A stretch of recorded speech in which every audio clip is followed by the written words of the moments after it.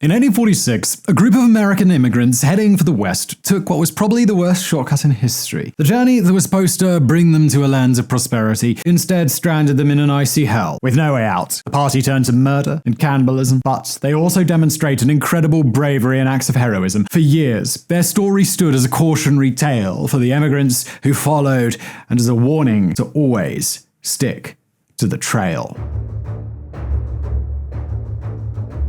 On the 14th of April, 31 people, including brothers George and Jacob Donner, businessman James Reed, their families, and several hired teamsters, left Springfield, Illinois. They were heading west in the Great Migration in search of economic prosperity and to claim the land that belonged to indigenous people. They weren't the first to make the journey, and by then, the westward expansion was so well established that strict trails and rigid timelines were well known. If you wanted to make it to California successfully, you had to leave in the spring. Late enough for there to be grass for your animals, but early enough that you could make it through the mountains before the snow hit. The sweet spot was mid to late April. The Donner Party, despite having left Springfield in April, didn't join the main wagon trail to begin their journey until the 12th of May. This was dangerously late in the season. One party member, Edwin Bryant, wrote, "I'm beginning to feel alarmed at the tardiness of our movements and fearful that winter will find us in the snowy mountains of California." He should have listened to his gut. As their group was mostly children, you can imagine the leader's anxiety about their lateness and the approaching winter. But they were offered a lifeline, the Hastings Cutoff. This was a shortcut devised by Lansford Hastings, who claims to have discovered a new route that would cut up to 300 miles off the journey. James Reed was the most vocal supporter of the shortcut, despite the fact that his friend had written to warn him that Hastings was a fraud who'd never even taken the route himself. He'd simply drawn a line on a map that would drive travelers to the places where he had established businesses. Unfortunately, Reed wouldn't listen, and when the main wagon train reached Fort Laramie, it divided. Most of the wagons headed north along the established trail. The Reeds, the Donners, and several other families formed their own group, led by George Donner, and set off for the Hastings Cutoff. There were 87 people in their new party, 29 men, 15 women, 43 children. It wasn't long before it became clear that taking the shortcut was a mistake. Instead of following well-forged tracks, they had to cut new paths by hand through the Wasatch Mountains. This lost them 2 weeks. It was hard work, but that wasn't even the worst part. As they emerged from the mountains, they came across the tattered letters Hastings had posted along the trail. It said that they had to cross the Great Salt Lake Desert. It would take 2 days and nights, and there was no grass or water, so they needed to gather supplies before they set off. Of course, Hastings was lying. The salt crust could barely support a wagon, and as the moisture rose, it turned into a sticky goop. Instead of a 2-day crossing, it took 5, and they ran out of water on day 3. Members of the party became delirious. Their thirst-crazed oxen broke free and fled into the desert, and some of the wagons were irreparably damaged. They wasted even more time on the other side of the desert, recovering and attempting to retrieve their lost animals. They also sent 2 men ahead to Sutter's Fort, a trade colony built by John Sutter, who they'd heard was generous to pioneers. By the time they rejoined the original trail at the Humboldt River, the Hastings Cutoff had cost them a month.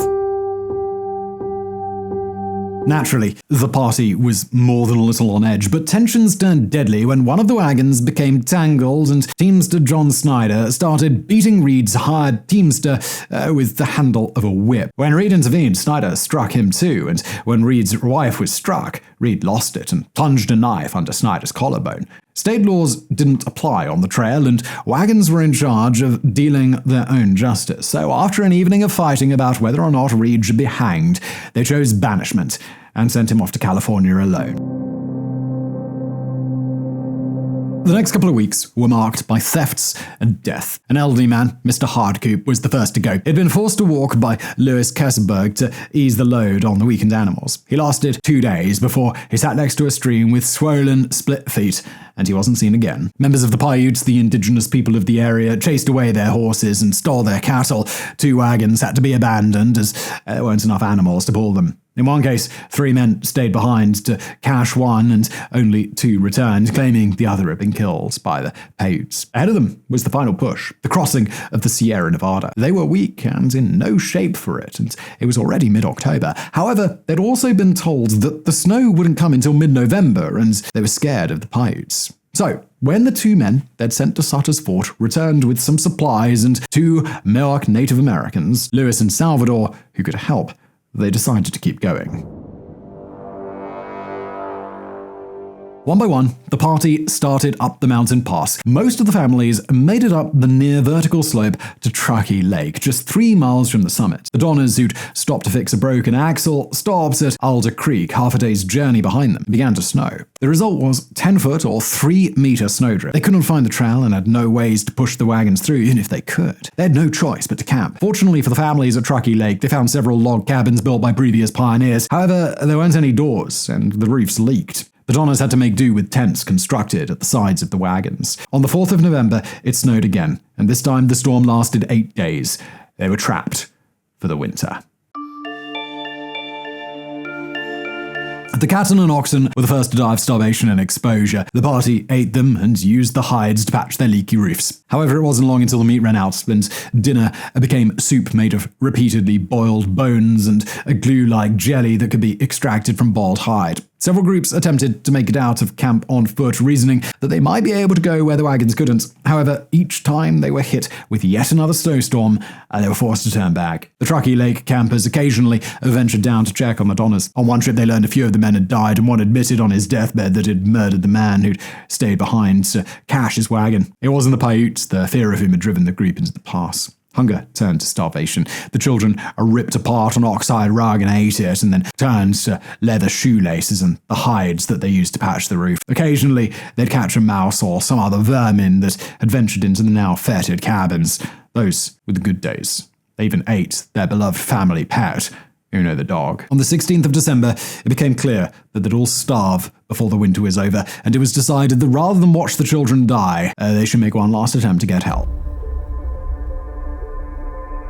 This final effort was named Forlorn Hope, and most of the volunteers expected to die. The party consisted of 17 men, women, and children. 5 of them were parents who left their children in the care of the remaining adults. Their journey was the most arduous that any of them had made. The snow was over 3 meters deep, and after 3 days they were snowblind. After 8, they began to die. It was at this point that the Donner Party first turned to cannibalism. They stripped each body, dried the meat, and carefully stored it so that no one would end up eating a relative. Lewis and Salvador, the 2 Mayock men sent from Sutter's Fort, refused to eat. After 3 more days, they ran out of food again and began eating their snowshoes. The team discussed killing Luis and Salvador, but one group member warned them, and they fled.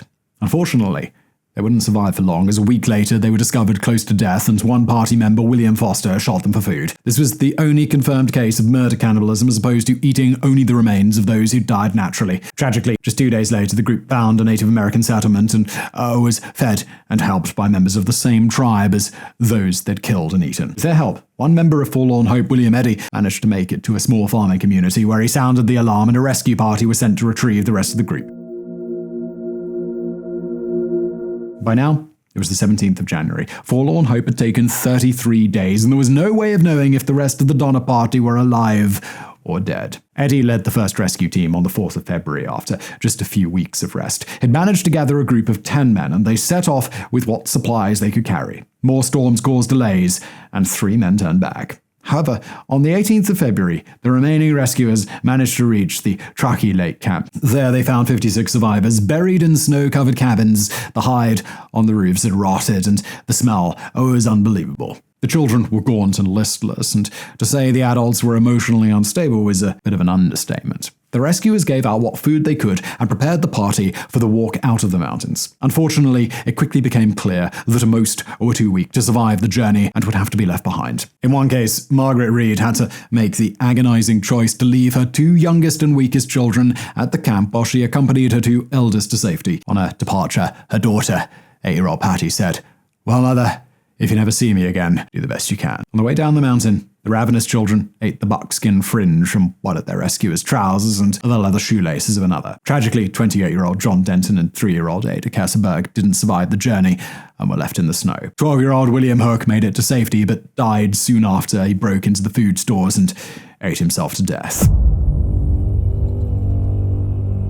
The second rescue was led by none other than James Reed, the man banished for killing the teamster. His wife and kids were still trapped in the mountains, and thankfully he had no intention of leaving them there. He had attempted his first rescue mission in late October, but had expected to find the party on the western side of the mountain, not the east. He turned back just 12 miles from the summit, 15 miles from his family. Since then, word had spread in local papers and amongst the Californian settlers, and people had started coming forward with donations towards the relief effort. By February, Reed had assembled enough money and men to try again. On his way up the mountain, he ran into his wife Margaret and learned that 2 of his children had been left at the camp. Of course, he continued the rescue mission and finally reached the lake on the 1st of March. Remarkably, he found his son and daughter weak but alive, and no one else had died since the departure of the first rescuers. They had, however, turned to cannibalism just like Forlorn Hope. A teamster's mutilated body was discovered in one of the cabins, and one of the men was seen carrying a human leg. Inside another cabin, Jacob Donner's children found to have survived by eating his remains, prepared by his wife Elizabeth. Reed managed to evacuate 17 of the party on this trip, but 11 people chose to remain, including Louis Kasseberg and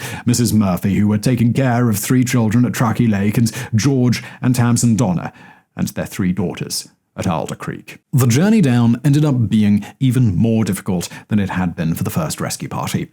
They were hit by a violent blizzard. A 5-year-old froze to death, and 2 of the families became too weak to move. Reed and the others had to leave them with a small pile of firewood and continue down the mountain, carrying Reed's children and suffering frostbite that would later claim their toes. The fire melted a deep pit into the snow. The 2 families huddled at the bottom, even worse off than they'd been in the cabin. When one of the mothers and her son died, the survivors ate them to stay alive. They became known as the Starved Camp.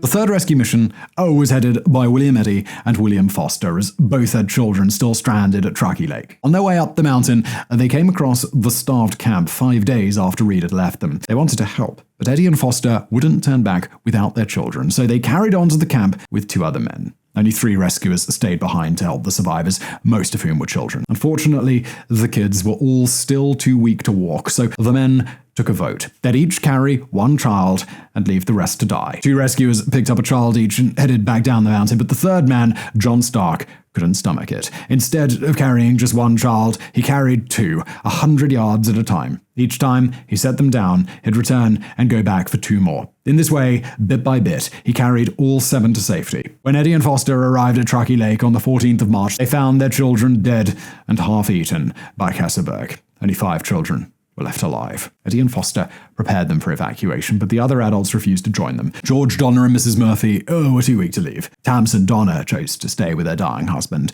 and Kasseberg refused to return with Eddy. Unsurprisingly, considering he'd just eaten his son. So the 3rd team returned home with the last surviving children and left the adults on the mountain with no promise of rescue. On the 10th of April, a salvage party headed to the camp to recover valuables stashed by the families. They weren't intending any rescues, but when they arrived, they found Kasseberg, a lone survivor, half mad and surrounded by mutilated bodies. The deaths of Mrs. Murphy and George Donner were no surprise. Murphy had seemingly been just clinging to life until the children were safe, and George had had an infection in his entire arm. However, the loss of the previously healthy Tamsin Donner was more suspicious.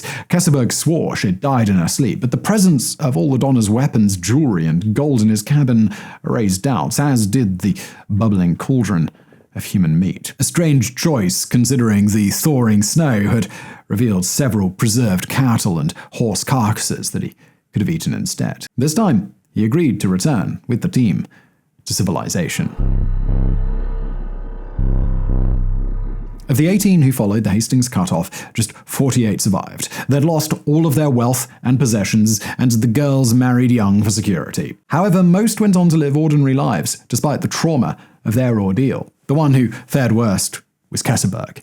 He was hounded by claims that he'd murdered Tamsin and attempted to sue his accusers for defamation. He won the case but was only awarded $1 and had to pay court fees. He became a pariah and a recluse after a crazy man started impersonating him and spent years reciting tales about his love for human meat and his grisly murders to gather crowds. This is probably where most of the worst rumors originated, including him describing Tamsin's liver as the sweetest morsel he'd ever tasted. Morbidly, the cabins became a tourist attraction, and later the state of California created the Donner Memorial State Park. The site now attracts 200,000 visitors a year who kayak on the lake and picnic on the beach. Some agree it's a fitting tribute to the courage and strength of the Donner Party, particularly Mrs. Murphy, who cared tirelessly for the children, and Tamsin Donner, who stood by her husband to the end. Others are not so sure. citing the murder of Luis and Salvador, two members of the tribe that ended up saving them, and whose land they'd set out to steal.